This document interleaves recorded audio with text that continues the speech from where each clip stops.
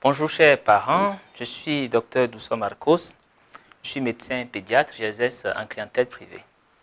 Alors, mes conseils de ce jour, ça porte sur l'usage que nous faisons des écrans par rapport à nos petits-enfants. Lorsque vous avez un enfant de 4 ans qui suit à la télévision une émission interdite au moins de 10 ans, c'est gênant, n'est-ce pas? Si vous avez un enfant de 3 à 6 ans qui passe quotidiennement plus d'une heure de temps devant une télévision, une tablette, sachez que c'est déjà une surexposition aux écrans. Une surexposition aux écrans ou une exposition qui n'est pas en adéquation avec l'âge de votre enfant aura des impacts négatifs sur sa santé. Il peut se plaindre de fréquents maux de tête, il peut se plaindre d'avoir mal aux yeux, il peut même développer une myopie à bas âge. Il peut développer également des troubles du sommeil avec tout ce que nous savons comme conséquences qui peuvent découler d'un manque de sommeil.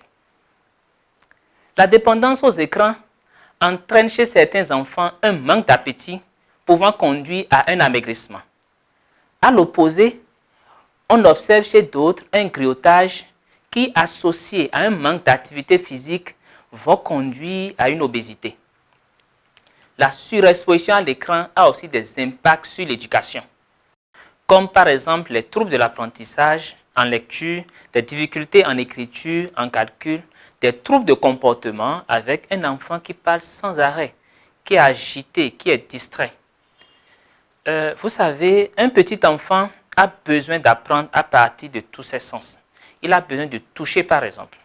Et surtout, il a besoin de contact humain pour développer son langage, pour développer une bonne relation aux autres.